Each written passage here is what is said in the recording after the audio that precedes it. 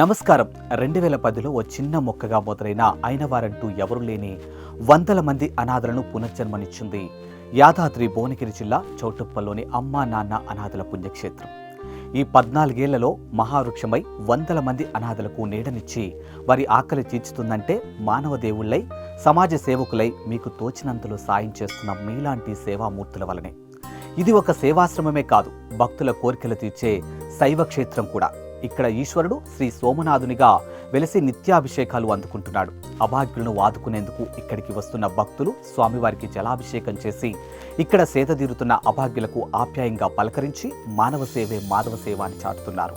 ఈ క్రమంలో సత్యనారాయణ అనే సేవామూర్తి అమ్మా నాన్న అనాథుల పుణ్యక్షేత్రానికి విచ్చేశారు.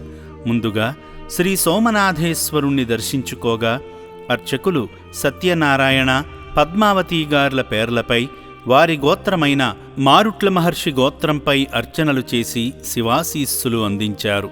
శంకరునికి స్వయంగా అభిషేకం చేసి ఆదిదేవుని ఆశీస్సులు పొంది స్వామికి సమర్పించిన హారతిని కళ్లకు అద్దుకొని తీర్థ ప్రసాదాలు స్వీకరించారు.